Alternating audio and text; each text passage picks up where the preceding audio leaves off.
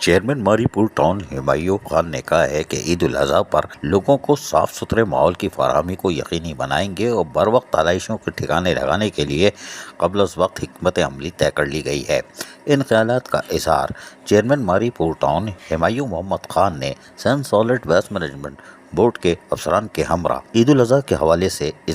بلائے گئے اجلاس کی صدارت کرتے ہوئے کہی۔ اس موقع پر میونسپل کمشنر جاوید قمر جبکہ وائس چیئرمین آصف کوثر اور ٹاؤن میونسپل کارپوریشن ماری پور کے افسران بھی موجود تھے۔ اس موقع پر ہمایوں محمد خان نے کہا کہ ہم ماضی کے تجربے کو دیکھتے ہوئے اب قبل از وقت حکمت عملی تیار کر لیں، اس لیے کہ اگر بارش ہو جاتی ہے تو پھر ہمیں قبل از وقت اقدامات کیے ہوں گے تو ہم محفوظ رہیں گے۔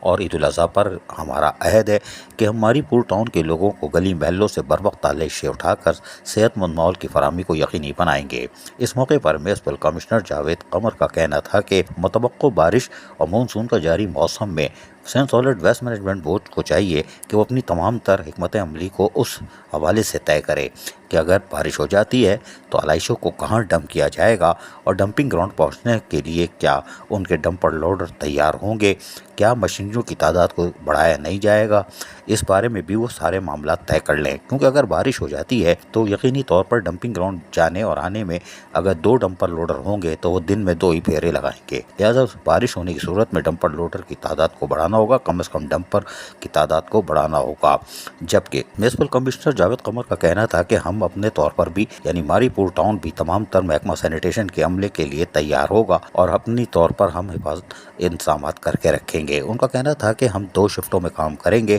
تاکہ کوڑے کرکٹ اٹھانے کا عمل تسلسل کے ساتھ جاری رہے، ایسا نہ ہو کہ سالڈ ویسٹ مینجمنٹ بورڈ صرف آلائشیں اٹھاتا رہے اور 3-4 دن کے اندر ماری پور ٹاؤن کچرے کا ڈھیر بن جائے۔ لہٰذا ضرورت اس ہمارے کی ہے کہ سالڈ ویسٹ مینجمنٹ بورڈ ایسی حکمت عملی طے کرے کہ ایک طرف تو آلائشوں کو اٹھانے کے لیے عملہ اور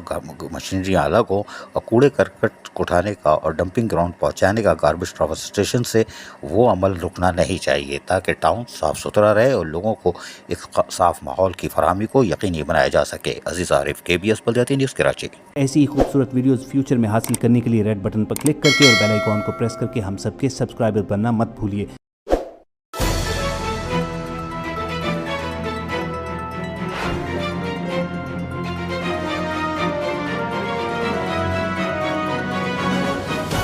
KBS بلدیاتی نیوز۔